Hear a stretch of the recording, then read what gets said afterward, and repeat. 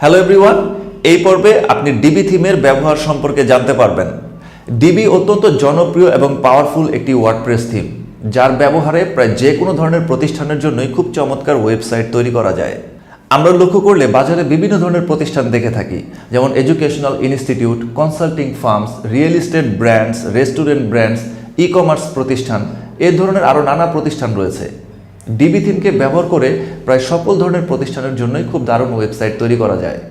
অনেক সময় প্রতিষ্ঠানগুলোই DB থিমকে select করে থাকে তাদের ওয়েবসাইট ডেভেলপমেন্টের জন্য, কারণ ডিবি থিমের মধ্যে সেই সব ধরনের ফিচার রয়েছে যা একটি প্রতিষ্ঠানের ওয়েবসাইটে প্রয়োজন হতে পারে। তাহলে চলুন এই পর্বে আমরা এক্স্যাক্টলি এই ধরনের একটি ওয়েবসাইট ডিবি থিমকে ব্যবহার করে তৈরি করা দেখব। This was one of the most requested episode from you guys, so here it is. Let's get started.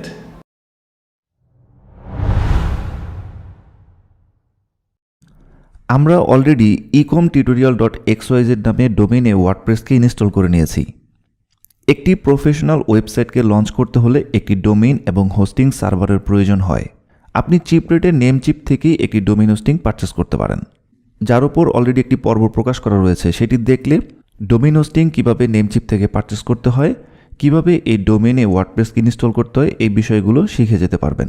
যেহেতু এই বিষয়গুলো অলরেডি দেখানো হয়েছে, তাই এই পর্বে আর এগুলো দেখাচ্ছি না।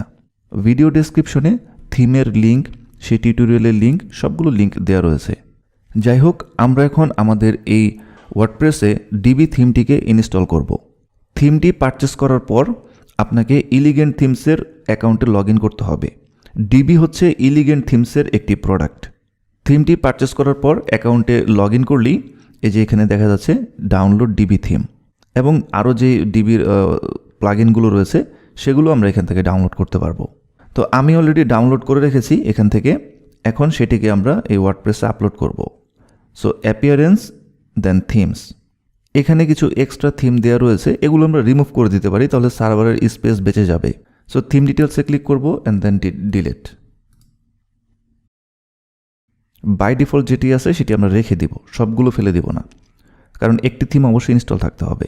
তো যাই হোক, আমরা অ্যাড নিউতে যাব, দেন আপলোড থিম, ব্রাউজ, এবং এখান থেকে আমরা থিমটিকে সিলেক্ট করে দিব।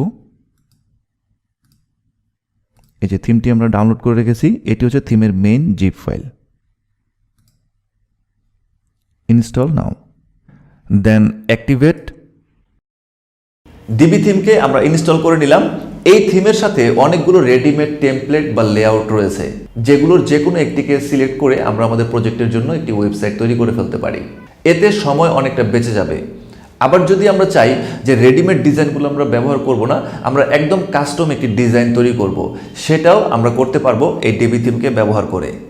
তাহলে চলুন এখন আমরা ডিবি থিমের যে রেডিমেড ডেমোগুলো বা লেআউটগুলো রয়েছে সেগুলোর মধ্য থেকে একটি লেআউট আমরা ইনস্টল করব, এবং ডিবি থিমের যে পেজ বিল্ডারের ব্যবহার রয়েছে সেগুলো আমরা দেখব। প্রথমেই আমাদেরকে ডিবি থিমটিকে অ্যাক্টিভেট করে নিতে হবে। আপনি যখন ডিবি থিমটি পারচেস করবেন, তখন আপনার অ্যাকাউন্টে আপনি একটি ইউনিক এপিআই কোড দেখতে পাবেন, অর্থাৎ থিমের লাইসেন্স কোড। সেটি ব্যবহার করে থিমটিকে অ্যাক্টিভেট করতে হবে। এখানে অ্যাকাউন্ট থেকে এই ইউজার নেম অ্যান্ড এপিআই কিতে যেতে হবে। দেন নিচে গেলেই আমরা দেখতে পাবো ইউজার নেম এবং এপিআই কি। প্রথমেই আমরা আমাদের ইউজার নেমটি দিব অ্যান্ড দেন এপিআই কোডটা দিব। এখানে ডিবি একটি মেনু যুক্ত হয়েছে, এখান থেকে আমরা থিম অপশনে যাব, দেন এই আপডেটসে ক্লিক করব, এখানে ইউজার নেমটি দিব। সো কপি করে নিই, আমি হাইড করে রাখছি। দেন এপিআই কোডটি দিব, কপি করে নিলাম। আপনি এই ডিবিতে রেজিস্ট্রেশন করার সময় যে ইউজার নেম দিবেন, সেই ইউজার নেমটি মূলত এখানে দিতে হবে। তাহলে আপনার ইলিগেন্ট থিমসের অ্যাকাউন্টের সাথে এই ওয়েবসাইটটি কানেক্টেড হয়ে যাবে। সো সেভ চেঞ্জেস, তো আমরা অ্যাক্টিভেট করে নিলাম। এখন আমরা এই পেজেসে যাব, দেন অ্যাড নিউ। এখানে আমরা একটা নাম দিব, পেজের নাম দিচ্ছি home, then use DB builder. এখানে স্টার্ট বিল্ডিং, তাহলে ডিবি যে পেজ বিল্ডার আছে সেই পেজ বিল্ডারটি লোড হবে। এখানে তিনটি অপশন আসতেছে। প্রথম অপশনটি হচ্ছে বিল্ড ফ্রম স্ক্র্যাচ, অর্থাৎ আমরা চাইলে পুরো পেজের ডিজাইনটি একদম আমাদের মনের মতো করে ডিজাইন করতে পারি। অথবা সেকেন্ড অপশনে বলতেছে চুজ এ প্রিমেড লেআউট। ডিবির সাথে যে লাইব্রেরিগুলো আছে সেগুলো থেকে আমরা যে কোনো একটি পছন্দ করতে পারি। অথবা অন্য একটি ডিবি সাইট থেকে এই সাইটে হুবহু কপি করতে পারি। তো আমরা এই প্রিমেড লেআউট ইউজ করব, ব্রাউজ লেআউট। এখানে ডিবির সব লেআউটগুলো ডিসপ্লে হচ্ছে। আমরা এখান থেকে ক্যাটাগরি আছে, আমরা সিলেক্ট করতে পারি। এখানে আমরা টেকনোলজি ক্লিক করলাম, অনেকগুলো ডেমো আসলো। এখান থেকে আমরা যে ডিজিটাল মার্কেটিং, এই ডেমোটি আমরা সেট আপ করবো, সেটাতে ক্লিক করব। তাহলে দেখতে পাচ্ছি এই ডেমোতে অনেকগুলো পেজ রয়েছে। আমরা যেহেতু হোম পেজ তৈরি করছি, তাই আমরা এই হোম পেজটাকেও সেট আপ করতে পারি। এটি দেখতে এমন দেখাচ্ছে। আবার এখানে একটি ল্যান্ডিং পেজও দেওয়া আছে, এটিকেও আমরা হোম পেজ হিসাবে সেট করতে পারি। সো আমরা এটিকেই হোম পেজ হিসাবে সেট করে দিচ্ছি। এই ল্যান্ডিংটিকে সিলেক্ট করলাম, ইউজ দিস লেআউট।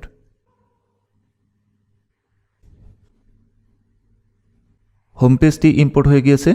আমরা একটু স্ক্রল ডাউন করে নিচে দেখছি, এখানে যে ফুটার এবং হেডার আছে এটির স্টাইল আমরা চেঞ্জ করতে পারবো, এগুলো আমরা পরে দেখছি। তো হোম পেজটিকে আমরা সেট করে ফেললাম, এখান থেকে আমরা পাবলিশ দিয়ে দিচ্ছি। আমাদের হোম পেজটি সেট আপ হয়ে গেল। এখন এভাবেই আমরা অন্যান্য পেজগুলোকেও সেট আপ করে ফেলবো। যাই হোক, আমরা এটা ইম্পোর্ট করে নিলাম, আমরা পাবলিশও করে দিয়েছি। এখন এই যে উপরে এক্সিট ভিজুয়াল বিল্ডার দিব। তাহলে আমরা বর্তমানে পেজ বিল্ডারে আছি, মানে ফন্ট ইন পেজ বিল্ডার, যেটা সম্পর্কে একটু পরে আমরা ডিসকাস করছি। এটা থেকে আমরা বের হয়ে গেলাম। এখন আমরা আবার এখানে যাব, নিউ পেজ। তাহলে যে পেজেসের অ্যাড নিউ চলে আসলো। আমরা ব্যাকএন্ড থেকেও পেজেসের অ্যাড নিউ দিতে পারি, অথবা ফ্রন্ট এন্ডে গিয়ে এই নিউ থেকে পেজে গেলেই এই পেজটি আসবে। এখন এখানে আমরা লেটসে দিয়ে দিচ্ছি অ্যাবাউট, অর্থাৎ এই প্রতিষ্ঠান সম্পর্কে যে অ্যাবাউট পেজটা থাকবে সেটি। Use DB builder, browse layout. এখানে আমরা টেকনোলজি সিলেক্ট করছি, এই ডেমোটি আমরা সিলেক্ট করেছিলাম। এটার যে অ্যাবাউট সেকশন আছে সেটি আমরা ইম্পোর্ট করব। তারপরে আমরা contact, career, blog, portfolio, services, এই প্রত্যেকটি পেজ আমরা ইম্পোর্ট করে নেব। তো এটা আমরা ইউজ দিস লেআউট দিচ্ছি। অ্যাবাউট পেজটিও ইম্পোর্ট হয়ে গিয়েছে। ঠিক একইভাবে আমরা অন্যান্য পেজগুলোকেও একটি একটি করে ইম্পোর্ট করে ফেলি। সো আমি এটা দ্রুত করে ফেলছি। প্রথমে এই পেজটিকে পাবলিশ দিয়ে নেই। আমরা একটু চেক করে দেখি পেজটি পাবলিশ হয়েছে কিনা। এখান থেকে আমরা ব্যাকএন্ডে যাচ্ছি, ড্যাশবোর্ডে, দেন অল পেজেস। হ্যাঁ, এই দুটি পাবলিশ হয়ে গিয়েছে, আদারওয়াইজ এখানে ড্রাফট দেখাতো। যাই হোক, আমরা আবার অ্যাড নিউতে যাচ্ছি এবং অন্যান্য পেজগুলোকেও ইনস্টল করে নিচ্ছি।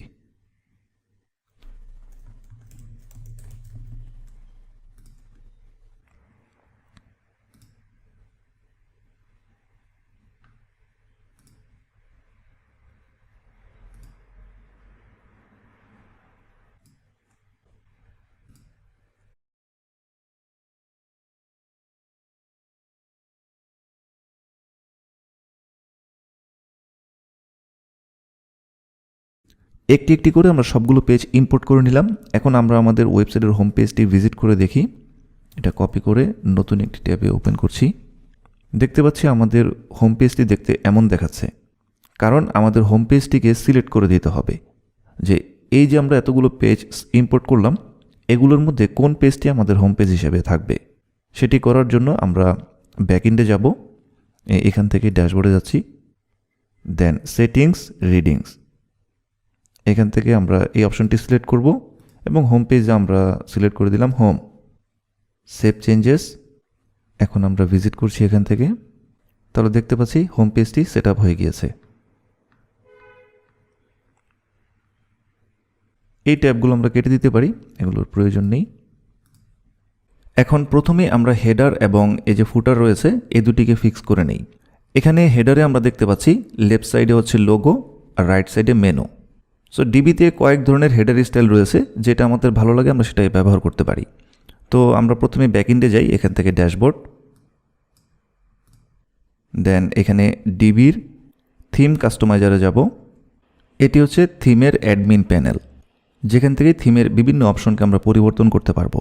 আমাদের স্মার্টফোনে যেমন একটি সেটিং অপশন আছে, এটি হচ্ছে সেই সেটিং অপশন। তো এখানে আমরা দেখতে পাচ্ছি প্রথমেই হেডার অ্যান্ড নেভিগেশন। তার প্রথমে রয়েছে জেনারেল সেটিং, এখানে দেখে নিই সাইট আইডেন্টিটি। এখানে আমরা সাইটের আমাদের নামটি দিতে পারি, একটি ট্যাগলাইন দিতে পারি এবং সাইট আইকন।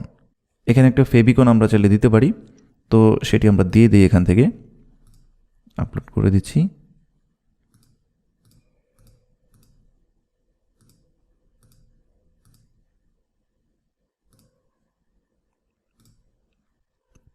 লোগোর যে আইকন থাকবে এটির সাইজ 512 হলে বেস্ট। যদিও আমাদের এটি 800 হয়ে গিয়েছে, তারপরও প্রবলেম নেই। এই যে আমরা দেখতে পাচ্ছি আমাদের ব্রাউজারের এখানে আইকনটি ডিসপ্লে হচ্ছে। এটি পাবলিশ করে দিলাম, দেন ব্যাকে যাচ্ছি এবং লেআউট সেটিং এগুলো আমরা আপাতত দেখছি না, আমরা হেডারটি গিয়ে দেখছি। একটি থিমে অনেক অপশন থাকে, সবগুলো অপশন যে ব্যবহার করতে হবে এমন কোনো কথা নেই। প্রয়োজন অনুযায়ী যেগুলো প্রয়োজন সেগুলো ব্যবহার করলেই চলবে। তো এখানে হেডার এবং নেভিগেশন অপশনে আমরা দেখতে পাচ্ছি হেডার ফরম্যাট। এখানে হেডার স্টাইল দেওয়া আছে, ডিফল্ট হচ্ছে এই স্টাইলটি। তারপর হচ্ছে যে সেন্টার্ড, মানে লোগোটি উপরে থাকবে মাঝখানে এবং তার নিচে মেনুর। প্রত্যেকটি অপশন আমরা এভাবে দেখতে পারি। এখানেও লোগোটি মাঝখানে থাকবে, তবে বাম পাশে একটি মেনু, ডান পাশে একটি মেনু। স্লাইড ইন দিলে এই যে সাইড বারে, এটাকে বলা হয় অফ ক্যানভাস মেনু বা স্লাইড ইন মেনু। আমরা এভাবেও মেনুটাকে সেট করতে পারি। আরেকটা হচ্ছে ফুল স্ক্রিন। এখানে ক্লিক করলে পুরো ফুল স্ক্রিন জুড়ে আসবে মেনুগুলো। অনেকগুলো স্টাইল দেওয়া রয়েছে, তো আমরা ডিফল্টটাই ইউজ করছি। এবং এখানে কিছু অ্যানাবেল ডিসেবল করার অপশন দেওয়া আছে, যেমন হাইড নেভিগেশন আনটিল স্ক্রল। এটা দিলে নেভিগেশনটি হাইড থাকবে, যখনই আমরা স্ক্রল করে নিচে যাব তখনই মেনুটি ডিসপ্লে হবে। এটি আরও একটু ডাইনামিক, অর্থাৎ একদম উপরে গেলে হাইড হয়ে যাবে, একটু নিচে গেলেই ডিসপ্লে হবে। দেন এনাবেল ভার্টিক্যাল নেভিগেশন, এটা এনাবেল দেওয়াতে হেডারটি লেফটে চলে এসেছে। এটাকে চাইলে আমরা রাইটেও সেট করতে পারি। এখান থেকে আমরা যদি রাইট দিই তাহলে এটি রাইটে চলে যাবে। আমরা ফুল পেজটি দেখি তাহলে বুঝতে পারবো। এখন আমাদের যে হেডার এরিয়াটি আছে এটি রাইটে চলে এসেছে। তো যাই হোক, আমরা এগুলো ইউজ করব না, এটা বাই ডিফল্ট যেটা আছে সেটাই থাক। আমি জাস্ট দেখিয়ে দিলাম কত ধরনের হেডার স্টাইল রয়েছে। এখন আমরা মেনু সেট করব। এখানে মেনু বিভিন্ন ফন্ট কালার চেঞ্জ করার অপশন দেওয়া আছে, এগুলো আমরা আপাতত দেখছি না, এগুলো না দেখলেও চলবে। বাই ডিফল্ট যে কালার আছে আমরা সেগুলোই ব্যবহার করছি। এখানে আমরা মেনুর এই হেডারের উপরে আরেকটি বার আমরা নিতে পারি, সেখানে আমাদের ফোন নাম্বার, সোশ্যাল মিডিয়া লিঙ্কগুলো ডিসপ্লে করতে পারি। তো এখানে দিয়ে দিলাম show social media icons. Phone number যে কোনো একটি দিয়ে দিচ্ছি, ইমেল দিয়ে দিচ্ছি support@grobic.com ফর এক্সাম্পল, পাবলিশ। এখন আমরা রিলোড দিয়ে দেখছি, এখানে আরেকটি বার আসছে, ফোন নাম্বার, ইমেল আইডি এবং সোশ্যাল মিডিয়া লিঙ্ক। এগুলো থিম অপশন থেকে সেট করতে হবে, যেগুলো আমরা একটু পরে করব। তো আমরা এখান থেকে বের হয়ে যাই, মেনুটা সেট আপ করি। এখানে আমরা এই অ্যাপিয়ারেন্সে যাব, তার পূর্বে আমরা সোশ্যাল মিডিয়াগুলো সেট করে নিই। এই যে থিম অপশনে যাব ডিবি থেকে, দেন এই জেনারেল অপশনে নিচে গেলে আমরা দেখতে পাবো এই যে Facebook profile link, Twitter, Google plus, Instagram. এখানে আমরা যে লিঙ্কগুলো দিব সেগুলোই মূলত এখানে ডিসপ্লে হবে। আর যে ফিল্ডগুলো আমরা ফাঁকা রাখবো সেগুলো এখানে ডিসপ্লে হবে না। তো আমি জাস্ট এটা কুইকলি দেখিয়ে রাখলাম। এখন আমরা মেনুটা সেট করে ফেলি। মেনুস, অ্যাপিয়ারেন্স থেকে আমাদেরকে মেনুসে যেতে হবে ওয়ার্ডপ্রেসে মেনু ক্রিয়েট করতে হলে। সো এখানে কোনো মেনু আপাতত ক্রিয়েট করা নেই, আমরা একটা ক্রিয়েট করি মেইন মেনু। অর্থাৎ যদি কোনো মেনু ক্রিয়েট করা না থাকে ওয়ার্ডপ্রেসে বাই ডিফল্ট একটি মেনু পেয়ে যাবে। যতগুলো পেজ আছে সে সবগুলো পেজ ডিফল্ট ডিসপ্লে হতে থাকবে। আর মেনু ক্রিয়েট করে আমরা যে আইটেমগুলো যুক্ত করব পরবর্তীতে সেগুলো ডিসপ্লে হবে। তো আমরা মেনুটি ক্রিয়েট করে ফেলি। আমরা নাম দিলাম বা এখানে দিই প্রাইমারি মেনু। এখন এই প্রাইমারি মেনুতে আমরা কিছু আইটেম যুক্ত করব। যে পেজগুলো আমরা যুক্ত করেছি এই পেজেস প্যানেল থেকে সেগুলো আমরা যুক্ত করতে পারবো। আমি সিলেক্ট অল দিয়ে সব সিলেক্ট করে নিলাম। স্যাম্পল পেজ এটা যুক্ত করব না, কারণ এটা বাই ডিফল্ট ওয়ার্ডপ্রেসের সাথে চলে আসে। আর বাকি যতগুলো আমরা ক্রিয়েট করেছি সবগুলোই যুক্ত করে দিলাম। এখানে হোম, অ্যাবাউট, ব্লগ পেজ, অ্যাবাউটের পরে পোর্টফোলিও, তার পূর্বে সার্ভিস। আমরা এভাবে রিঅ্যারেঞ্জ করতে পারি। দেন কন্ট্যাক্ট, আমরা কন্ট্যাক্টের নিচে এটা দিয়ে দিচ্ছি জাস্ট ড্রপ ডাউন বোঝার ক্ষেত্রে। আমরা মেনুর নিচে এখানে ড্রপ ডাউন মেনু ব্যবহার করতে পারবো। সেটি করতে চাইলে সাব মেনু হিসাবে যুক্ত করতে হবে। এবং এই পুরো আইটেমগুলোকে আমরা প্রাইমারি মেনু এটাতে সেট করে দিলাম। এখন আমরা এটাকে রিলোড দিচ্ছি, তাহলে দেখা যাবে আনক্যাটাগোরাইজ, স্যাম্পল পেজ এগুলো দেখাবে না। অর্থাৎ মেনু ক্রিয়েট করাতে এখানে আমরা যে আইটেমগুলো যুক্ত করেছি শুধুমাত্র সেগুলোই ডিসপ্লে হচ্ছে। আর মেনু যদি আমরা ক্রিয়েট না করি তাহলে বাই ডিফল্ট আমাদের যত পেজ থাকবে সবগুলো এখানে ডিসপ্লে হবে। সো এই যে এখানে আমরা এখন দেখতে পাচ্ছি ড্রপ ডাউনে একটা মেনু ডিসপ্লে হচ্ছে, কারণ আমরা এটি সাব মেনু হিসাবে যুক্ত করেছি। এখন আমরা আরেকটি মেনু যুক্ত করি, যেমন ফুটার মেনু, আরেকটি হচ্ছে সেকেন্ডারি মেনু। সেকেন্ডারি মেনু বলতে আমরা একটু আগে দেখেছিলাম হেডারে অফ ক্যানভাসে ক্লিক করলে এখান থেকে একটা বার চলে আসে, সেইখানে যে মেনুটা থাকে সেটা আমরা সেট করতে পারবো এই সেকেন্ডারি অপশনে। তো আমরা ফুটার মেনুটা ক্রিয়েট করি, create a new menu, footer menu. Then এখানে আমরা কিছু যুক্ত করে দিই, যেমন কন্ট্যাক্ট, ক্যারিয়ার, অ্যাবাউট, এগুলোকে অ্যাসাইন করে দিচ্ছি ফুটার মেনুতে। এখন নিচে গেলে রিলোড দিয়ে দেখি, এই যে এখানেও একটি মেনু এখন ডিসপ্লে হচ্ছে মেনুটি সেট করাতে। যদি মেনুটা সেট না করি তাহলে এটা ডিসপ্লে হবে না। যেমন আবার ডিসেবল করে দিচ্ছি, এটা উঠিয়ে দিলাম, মেনুটা ক্রিয়েট করাই আছে বাট আমরা অ্যাসাইন করছি না। এবার যদি আমরা রিলোড দিচ্ছি তাহলে ওটা চলে গেল। অর্থাৎ আমরা ফুটারের মধ্যেও একটি মেনু বার সেট করতে পারি। এখন ফুটারে আমরা দুটি সেকশন দেখতে পাচ্ছি, একটি হচ্ছে ফুটার টপ, ফুটার বটম। প্রথমে ফুটার টপটি দেখি। এটিকে কাস্টমাইজ করতে হলে আমরা যে এখান থেকেও কাস্টমাইজে যেতে পারি। দেখি এখানে এই যে থিম কাস্টমাইজার, বা এখান থেকে আমরা যেতে পারি। এখানে ফুটার নামে একটি অপশন দেখতে পাচ্ছি। এখানে গেলে আমরা প্রথমে লেআউট সিলেক্ট করতে পারবো। কয় কলামের ফুটার আমরা নিব সেটি আমরা এখান থেকে সেট করতে পারবো। যেমন বাই ডিফল্ট সেট করা আছে 4 কলাম, আমরা চাইলে 3 কলামও নিতে পারি। তাহলে 3টি ফুটার উইজেট আমরা এখানে যুক্ত করতে পারবো, এবং এটার যে ব্যাকগ্রাউন্ড কালার আছে সেটা আমরা এখান থেকে চেঞ্জ করতে পারবো, যেটা আছে সেটাই থাক। দেন উইজেট আমরা এখানে যে উইজেটগুলো হবে সেগুলোর হেডার টেক্সট, যেমন এই যে ছোট বড় করতে পারবো। এটার যে কালার আছে সেগুলো আমরা চেঞ্জ করতে পারবো, তার চেঞ্জ করছি না। এছাড়াও আরও কিছু অপশন রয়েছে। শো সোশিয়াল আইকন, এই যে এটা ফুটারে ডিসপ্লে হচ্ছে, এটা যদি আমরা উঠিয়ে দিই তাহলে চলে যাবে, তো থাক। তারপরে হচ্ছে এখানে ফুটার মেনু, একটু আগে যে আমরা মেনুটা সেট করেছিলাম সেটার কিছু সেটিং অপশন, যেমন কালার, ফন্ট, সাইজ, এগুলো। এরপর হচ্ছে বটম বার। বটম বারের এখানে একটি ইম্পর্টেন্ট বিষয় হচ্ছে যে কপিরাইট টেক্সট। এখানে বাই ডিফল্ট একটি টেক্সট দেওয়া আছে, আমরা এটা চেঞ্জ করে দিলাম অল রাইটস রিজার্ভড বাই গ্রোবিক। এবং এই অপশনগুলোর মাধ্যমে আমরা ফন্ট বাড়াতে কমাতে পারি। সোশ্যাল মিডিয়ার আইকনগুলোর সাইজ আমরা বাড়াতে কমাতে পারি। পাবলিশ করে দিলাম। তবে এখানে আমাদেরকে উইজেট যুক্ত করতে হবে, সেটা আমরা করব এখনই। আমি আবার ব্যাগে যাচ্ছি। এখানে যে উইজেটস নামে একটি অপশন আছে, এখানে 6টি ফুটার এরিয়া রয়েছে।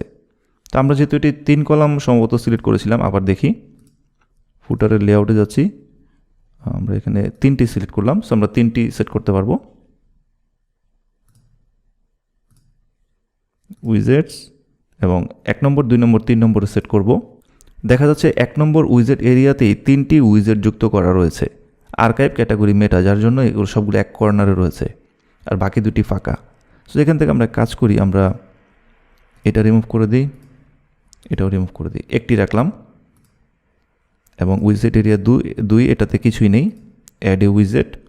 এখান থেকে আমরা ক্যালেন্ডার উইজেটটি যুক্ত করলাম এবং টাইটেল দিয়ে দিচ্ছি। সো ক্যালেন্ডারটি যুক্ত হয়ে গেল। 3 নম্বরে আমরা আরেকটি যুক্ত করে দিই। এগুলো ওয়ার্ডপ্রেসের বাই ডিফল্ট উইজেট, যেগুলো দ্বারা আমরা বিভিন্ন অপশন আমাদের ওয়েবসাইটের বিভিন্ন জায়গায় ডিসপ্লে করতে পারবো। এছাড়াও প্রিমিয়াম থিমগুলোর সাথে বিল্ট ইন কিছু উইজেট আসে, যেমন এটা হচ্ছে ইলিগেন্ট থিমসের উইজেট। এগুলো চাইলে আমরা ব্যবহার করতে পারি, এবং যেমন অ্যাডসেন্স, অ্যাডভার্টাইজমেন্ট, এগুলো আমরা ডিসপ্লে করতে পারি। তো এখানে আমরা আরেকটি অপশন যুক্ত করে দিই। লেটস সে এখান থেকে আমরা যুক্ত করে দিলাম রিসেন্ট পোস্ট।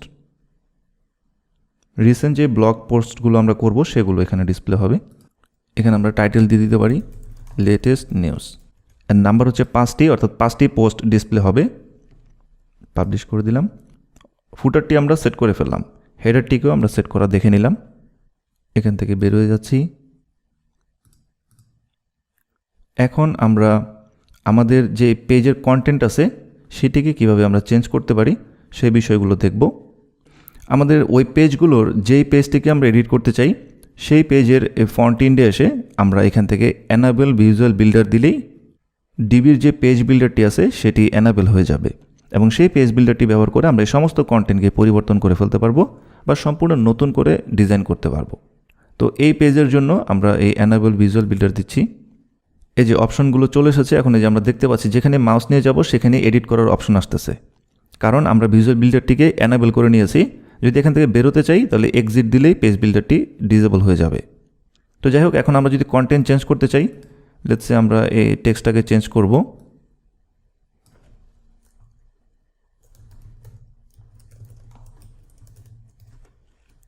এইভাবেই আমরা প্রত্যেকটি এলিমেন্টের উপর মাউস নিয়ে গিয়ে সেটাকে এডিট করে ফেলতে পারি।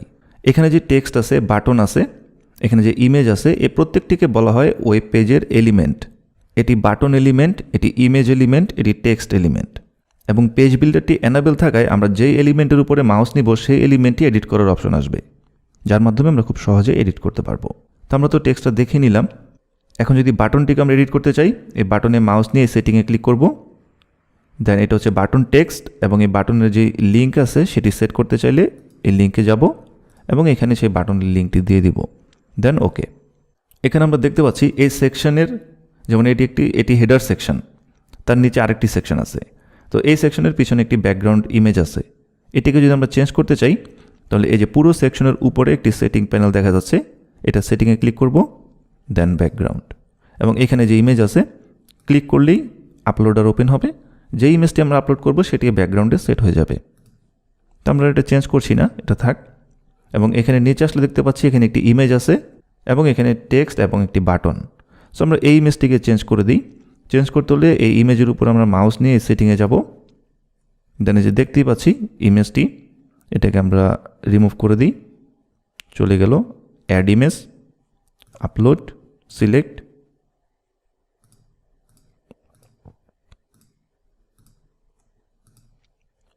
আমি একই ধরনের একটি ইমেজ এখানে বানিয়ে রেখেছিলাম, সেই ইমেজটি এখানে আপলোড করে দিলাম। আপলোড, ইমেজটি সুন্দরভাবে কিন্তু আমরা রিপ্লেস করে দিলাম। ওকে, এটা আমি ফটোশপ দিয়ে করেছি। তারপর এই টেক্সটও সেম, জাস্ট ক্লিক করে আমরা চেঞ্জ করে নিতে পারি। এটা কেটে দিলাম। এবং এই বাটনেও আমরা সেটিংয়ে গিয়ে, এটা হচ্ছে বাটন টেক্সট, এটা হচ্ছে বাটন লিঙ্ক। এখানে টাইটেলের ক্ষেত্রেও সেম। এবং এখানে আমরা দেখতে পাচ্ছি সার্ভিস বক্স। এখানে এই প্রতিষ্ঠান সম্পর্কে বিভিন্ন সার্ভিস চাইলে ডিসপ্লে করা যেতে পারে, যে প্রতিষ্ঠানটি কী কী সার্ভিস দিচ্ছে সেই সেবাগুলো রিলেটেড একটি ইমেজ বা আইকন, একটি টাইটেল এবং একটি শর্ট ডেসক্রিপশন। তার পাশাপাশি এই সার্ভিসটি সম্পর্কে বিস্তারিত জানাতে চাইলে সেখানে আমরা এখানে একটি বাটনের মাধ্যমে বলে দিতে পারি। নতুন একটি পেজ ক্রিয়েট করতে পারি এই ব্র্যান্ড ডিজাইন অ্যান্ড স্ট্র্যাটেজি নামে। সেই পেজে এই সেবাটি সম্পর্কে ডিটেলস আমরা লিখে দিতে পারি এবং এই বাটনে সেই লিঙ্কটিকে যুক্ত করে দিতে পারি। তো এখানে আমরা দেখি যে এটা যদি এডিট করতে হয়, এডিটে যাব। এখানে দেখা যাচ্ছে যে টাইটেল, এটি হচ্ছে টাইটেল, এটি হচ্ছে ডেসক্রিপশন এবং এটি হচ্ছে ইমেজ বা আইকন। যে আইকনটা আমরা এখান থেকে সিলেক্ট করব সেই আইকনটি এখানে চেঞ্জ হয়ে যাবে। দেন নিচে গেলে আমরা এখানে লিঙ্ক দেখতে পাচ্ছি না, এখান থেকে আমাদের বাটন, এখানে হচ্ছে শুধু টেক্সট, ডেসক্রিপশন আর হচ্ছে আইকন। ওকে, দেন এই বাটনে আমরা সেটিংয়ে যাব এবং এই লিঙ্কে গিয়ে এটা যে বিস্তারিত পেজটি আছে সেটি লিঙ্কটি আমরা করে দিতে পারি, যেন গ্রাহকরা এটা সম্পর্কে আরও বিস্তারিত জানতে পারে। দেন পরের সেকশনটি দেখছি, এখানেও সবগুলো এলিমেন্ট সেম। এখানে আমরা দেখতে পাচ্ছি একটি ভিডিও সেকশন আছে। এখানে এই ভিডিওর উপর আমরা সেটিংয়ে ক্লিক করব এবং এটা হচ্ছে ইউটিউব ভিডিও লিঙ্ক। আমরা এখানে লিঙ্কটি সেট করার অপশনটি দেখে নিই। এখানে এটি প্লে হয়ে যাচ্ছে। এই যেটাকে আমরা এখান থেকে রিমুভ করে দিতে পারি। And then add video, insert from URL. এই যে এখানে আমরা ইউটিউবের ইউআরএলটা দিতে পারি। লেটস আমরা ইউটিউব থেকে আপলোড করি। আমাদের লেটেস্ট যে ভিডিওটি আছে সেটি আমরা দিয়ে দিচ্ছি। এটি শপিফাই সম্পর্কে একটি ভিডিও পাবলিশ করেছিলাম, সেটি এখানে দিয়ে দিলাম। এটি যুক্ত হয়ে গেল, ওকে দিচ্ছি। ভিডিওটি চেঞ্জ করে দিলাম। এখন যদি প্লে করি তাহলে আমাদের সেই ভিডিওটি প্লে হবে, কিন্তু যে থাম্বনেল ইমেজটি আছে সেটি চেঞ্জ হয়নি। সো আমরা আবার সেটিংয়ে যাচ্ছি এবং দেখছি যে ভিডিওর যে থাম্বনেল আছে, এই যে এটি হচ্ছে ওভারলে ইমেজ। আমরা এটিকে রিমুভ করে এখান থেকে অন্য যে কোনো একটি ইমেজ আপলোড করে দিতে পারি, তাহলে বাই ডিফল্ট সেই ইমেজটি ডিসপ্লে হবে। যাই হোক, এটা চেঞ্জ করছি না। পরবর্তীতে আমরা নিচে দেখতে পাচ্ছি এখানে একটি ইমেজ এলিমেন্ট আছে এবং কিছু টেক্সট বাটন আছে। সো এটিকে আমরা একইভাবে এই সেটিংয়ে গিয়ে এখান থেকে ইমেজটি আমরা চেঞ্জ করে দিতে পারি। এটাকে রিমুভ করে দিলাম অ্যান্ড দেন অ্যাড ইমেজ। আমরা একটি ইমেজ আপলোড করে দিই। এই সেম টাইপের একটি ইমেজ আমি তৈরি করে রেখেছি। এই যে আমরা চাইলে ডিফারেন্ট স্টাইলের ইমেজও দিতে পারি, এটা সম্পূর্ণ নিজের উপরে ডিপেন্ড করে। আপলোড, আমাদের ইমেজটি রিপ্লেস হয়ে গিয়েছে। এখানে জাস্ট ডেমো হিসাবে লেআউটটি সম্পূর্ণ ডিজাইন করাই আছে, আমরা শুধু কন্টেন্টগুলোকে চেঞ্জ করে দিতে পারি আমাদের প্রয়োজন অনুযায়ী। আবার যে সেকশনের আমাদের প্রয়োজন নাই, আমরা চাইলে যেমন এই সেকশনটি যদি প্রয়োজন না হয় আমরা এখান থেকে ডিরেক্টলি রিমুভ করে দিতে পারি। তো যাই হোক, রিমুভ করছি না। নিচে গেলে এখানে একটি ইমেজ দেখতে পাচ্ছি, এটাও আমরা এখান থেকে চেঞ্জ করে দিই। সেটিংয়ে গিয়ে ডিলেট এবং এই যে ইমেজটি আপলোড করে দিলাম। আপলোড, ওকে।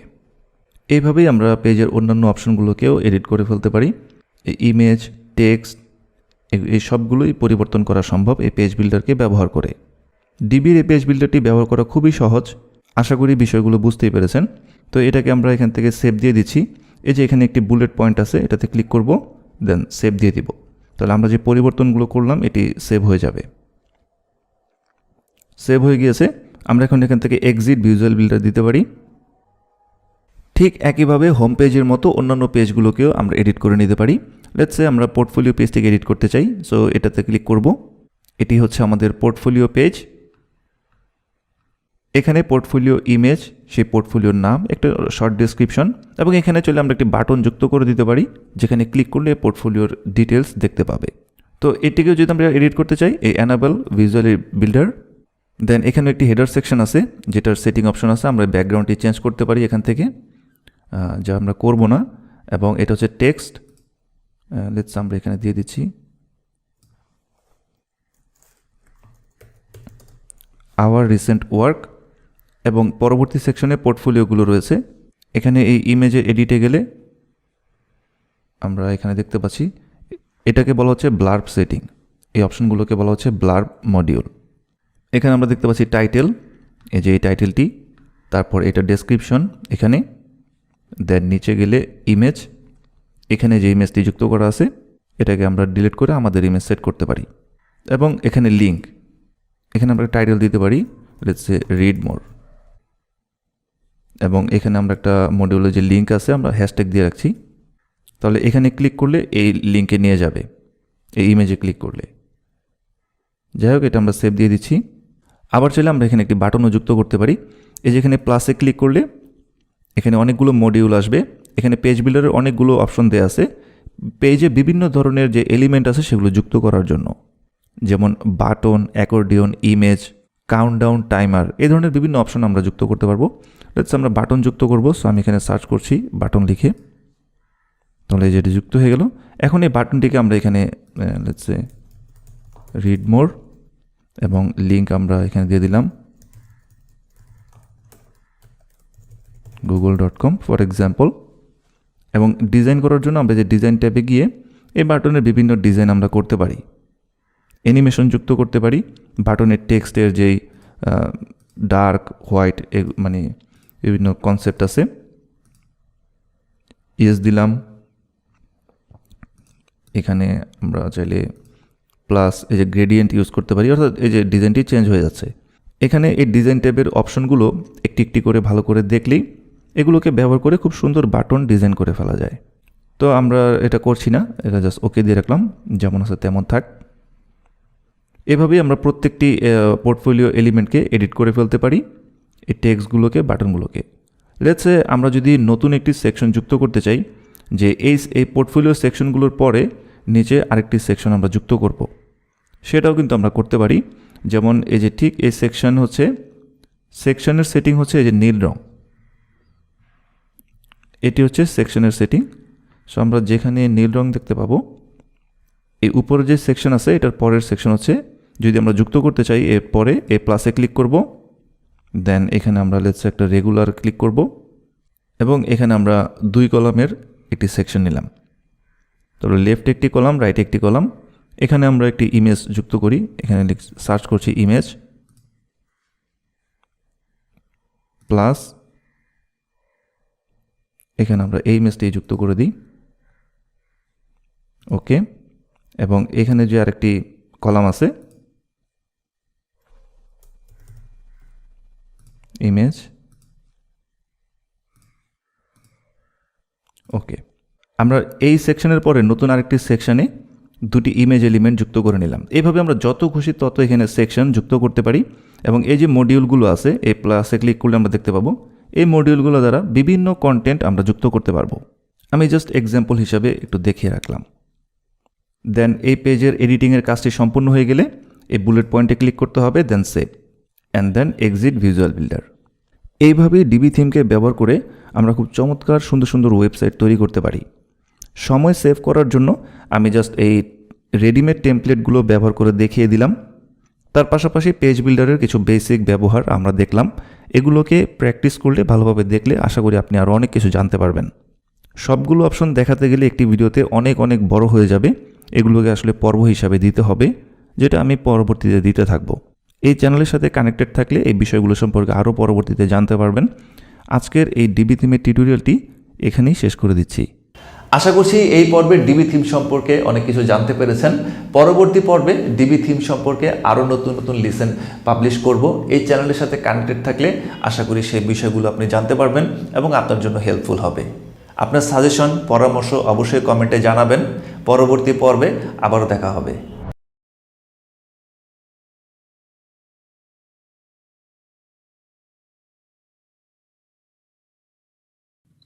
দেখুন, একটি বিজনেস শুরু করার আগে আমরা অনেক প্ল্যানিং করি, অনেক চিন্তা করি নিজের বিজনেসকে কিভাবে সাকসেসফুল বিজনেসে পরিণত করা যায়। কিন্তু মজার ব্যাপার হলো আমরা 90 থেকে 95% লোক কিছু গোপন বিজনেস টিপস বা চালাকি যাই বলি না কেন এগুলো আমরা জানি না, কারণ এগুলো সাধারণভাবে কোনো বই খাতাতে খুব একটা লেখা থাকে না। আর বড় বড় কোম্পানি যারাই বা এগুলো জানে তারা আমাদের সাথে এগুলো শেয়ার করে না, তাই আমরা এগুলো জানি না আর আমরা আমাদের বিজনেসে লস খাই। তারপর ভাবি সবকিছুই তো ঠিকই ছিল, তাহলে লস হলো কেন? আমার আসলে ভুলটাই বা কোথায় ছিল? তাই এই ভিডিওতে আমি সেই অ্যাডভান্স লেভেলের চালাকিগুলো বা টিপসগুলো আপনাদের সাথে শেয়ার করব, যেগুলোর কিছু আপনার বিজনেসের আগেই অ্যাপ্লাই করতে হবে আর কিছু বিজনেস চলাকালীন সময়ে অ্যাপ্লাই করতে হবে। আমি এই পুরো ভিডিওটি আপনাদের সাথে খুব স্মুথলি ক্লিয়ারলি এক্সপ্লেন করার জন্য কিছু ছোট ছোট স্টোরির মাধ্যমে বিষয়গুলো আপনাদের সাথে ব্যাখ্যা করব, যেন আপনারা খুব ক্লিয়ারলি বিষয়টি বুঝতে পারেন। তো চলুন বিজনেস শুরু করার আগের চালাকিগুলো জানা যাক। একবার এক গ্রামে একটি লোক ছিল যার নাম ছিল ভোলা। সে খুবই সহজ সরল একজন লোক ছিল। সেই গ্রামেরই একজন বিজনেসম্যান তাকে একটি কাজ দেয়। কাজটি হলো পুরো গ্রামের সকল বাড়িতে কতজন মেম্বার রয়েছে, এর মধ্যে কতজন বিবাহিত আর কতজন অবিবাহিত এবং তাদের বাচ্চা কতজন, এর পুরো লিস্ট তৈরি করতে হবে। প্রথম 5টি বাড়িতে গিয়ে ভোলা ঠিকঠাক মতোই সকল ডাটা কালেক্ট করতে পেরেছিল, কোনো সমস্যাই হয়নি। কিন্তু যখনই 6 নম্বর বাসায় যায় তখন বাসার ভিতর থেকে একজন মহিলা বের হয়। তখন ভোলা তাকে জিজ্ঞাসা করে, আপনার নাম কি? তখন মহিলা তাকে উত্তর দেয়, আমার নাম শিল্পী। তারপর ভোলা তাকে জিজ্ঞাসা করে, আপনার বাচ্চা কতজন? তখন মহিলা তাকে উত্তর দেয়, আমার 3 জন বাচ্চা। তারপর ভোলা তাকে জিজ্ঞাসা করে, আপনি কি বিবাহিত না অবিবাহিত? তখন মহিলা প্রচণ্ড রেগে যায় আর বলে, আমার যদি 3টি বাচ্চা থাকে তাহলে আমি অবিবাহিত হব কি করে? তারপর মহিলা এটি ভাবে সে হয়তোবা কোনো খারাপ উদ্দেশ্যে এখানে এসেছে, এটি ভেবে মহিলা তাকে জুতো পেটা করে। এটি দেখে কিছু লোক সেখানে এসে ভোলাকে বাঁচায়। তারপর ভোলাকে এটি বোঝায়, তুমি তাকে জিজ্ঞাসা করেছো আপনার বাচ্চা কতজন, তারপর জিজ্ঞাসা করেছো আপনার কি বিয়ে হয়েছে কিনা। এখানে তুমি গরমিল করে ফেলেছো। তোমার আসলে আগে জিজ্ঞাসা করা উচিত ছিল আপনার কি বিয়ে হয়েছে, তারপর জিজ্ঞাসা করা উচিত ছিল আপনার বাচ্চা কতজন। তারপর ভোলা অনেক রেগে সেই বিষয়টিকে মাথায় ফিক্স করে নেয়, কারণ এই ভুলটি যেন নেক্সটে তার আর না হয়। তারপর দিন ভোলা পরবর্তী বাসায় যায়। ভোলার আওয়াজ শুনে ভিতর থেকে আবার একজন মহিলা বের হয়। তখন ভোলা ভয় না পেয়ে কনফিডেন্টলি তাকে জিজ্ঞাসা করলো, আপনার নাম কি? তখন মহিলা উত্তর দিল, আমার নাম মীরা। তারপর ভোলা আগের দিনের ভুলটি না করে সে তাকে জিজ্ঞাসা করলো, আপনি কি বিবাহিত না অবিবাহিত? তখন মহিলা উত্তর দিল, আমি অবিবাহিত। তারপর ভোলা তাকে আবারও জিজ্ঞাসা করলো, আপনার বাচ্চা কতজন? তখন মহিলা প্রচণ্ড রেগে বলল, আমি তো আগেই বলেছি আমি অবিবাহিত, তাহলে আমার বাচ্চা হবে কি করে? তারপর এই মহিলাও আগের মহিলার মতো তার ইন্টেনশনকে খারাপ মনে করে তাকে জুতাপেটা করলো। এই গল্পটি থেকে কোন জিনিসটি আমরা আমাদের বিজনেসে কাজে লাগাতে পারি তা একটু পরে বলছি। তার আগে আরেকটি ছোট গল্প। একদিন ভোলা তার এক বন্ধুর জন্মদিনে গিয়েছিল। তখন কেক কাটার সময় ভোলা দেখলো তার বন্ধুকে সবাই happy Returns of the day বলছে। এটি শুনে তার বন্ধু অনেক বেশি খুশি হয়েছিল। তাই ভোলা এই কথাটি মনে রেখে দেয় আর ভাবে, আমি তো আগে এই কথাটি জানতাম না, এবার কোথাও সুযোগ পেলেই বলবো। তার কিছুদিন পর ভোলা তার এক আত্মীয়র বিয়েতে যায় এবং বিয়ে শেষ হওয়ার পর ভোলা তাদেরকে বলে happy Returns of the day. এটি শুনে ভোলার উপর সবাই রেগে যায়। যাই হোক, এই দুটি স্টোরি থেকে আমরা যেই বিষয়গুলো জানতে পারি সেটি আমি চাণক্য নীতির সাথে মিল রেখে বিষয়টি আপনাদেরকে ডিফাইন করছি। এখানে চাণক্যনীতিতে বলা হয়েছে ব্যক্তির উপর ধ্যান দাও।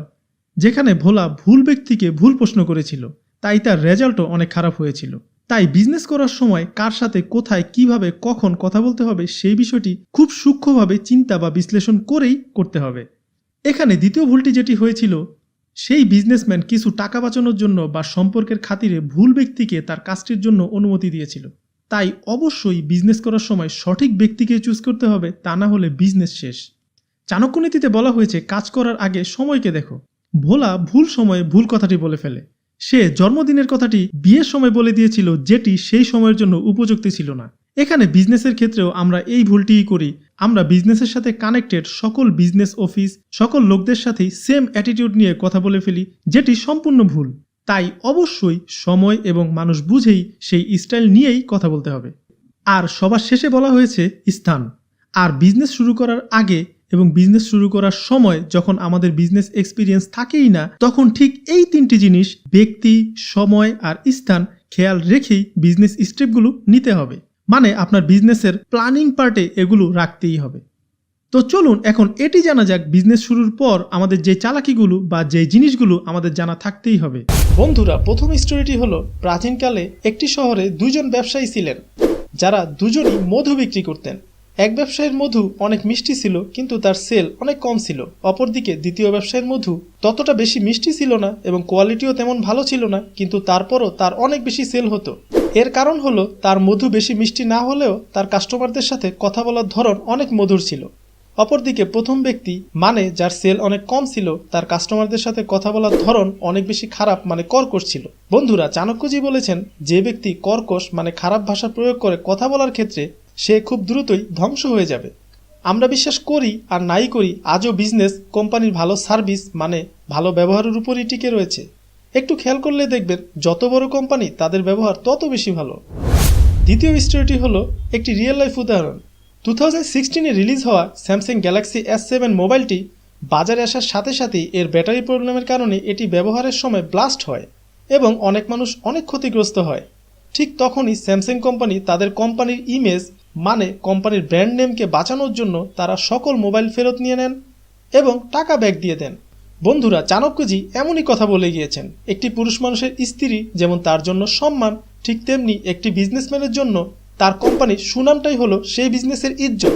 ইজ্জত না বাঁচলে যেমন মানুষ বাঁচবে না, ঠিক তেমনি বিজনেসের সম্মান না বাঁচলে বিজনেস বাঁচবে না। তাই বিজনেস করার সময় যদি কখনো এমন সিচুয়েশন আসে যে আপনি আপনার বিজনেসের গুডউইল ঠিক রাখতে পারবেন অথবা অনেক টাকা ইনকাম করতে পারবেন, যে কোনো একটি চয়েস করতে হবে, তখন অবশ্যই টাকার দিকে না তাকিয়ে বিজনেসের গুডউইলকে রক্ষা করতে হবে।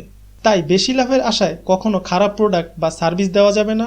যদি কখনো খারাপ হয়েও যায় তাহলে ঠিক তখনই কোম্পানির সম্মান বাঁচানোর জন্য যেই পদক্ষেপ নেওয়া দরকার তার সাথে সাথেই নিতে হবে, যত লসই হোক না কেন। এতে করে আপনার কোম্পানি একটা সময় ক্ষতি কাটিয়ে উঠে বড় কোম্পানিতে পরিণত হবে। চলুন এবার পরবর্তীটি জানা যাক। বন্ধুরা, কোকাকোলা কোম্পানি শুধু পানির টেস্টকে চেঞ্জ করে এবং এর সাথে কিছু ইনগ্রিডিয়েন্টস মিলিয়েই সারা পৃথিবী থেকে বিলিয়ন বিলিয়ন ডলার ইনকাম করছে। কিন্তু আপনারা জানলে অবাক হবেন, কোকাকোলা কোম্পানির এই সাকসেস দিয়েছে এটি তৈরির সিক্রেট ফর্মুলা, যেটি এই পৃথিবীতে মাত্র দুজন ব্যক্তিই জানেন, আর কেউই জানেন না। এই কারণেই পৃথিবীর অনেক অনেক কোম্পানি এর টেস্টকে কপি করার চেষ্টা করলেও সেটি কখনোই করতে পারেননি। তাই কোকাকোলা কোম্পানি 100 বছর আগেও যেরকম ইনকাম করত, এখনও ঠিক তেমনি ইনকাম করেই যাচ্ছে। বন্ধুরা, চাণক্যজি এটিই বলে গিয়েছেন, তুমি তোমার সিক্রেটকে কারোর সাথে কখনো শেয়ার করো না, এটি তোমাকে ধ্বংস করে দিবে।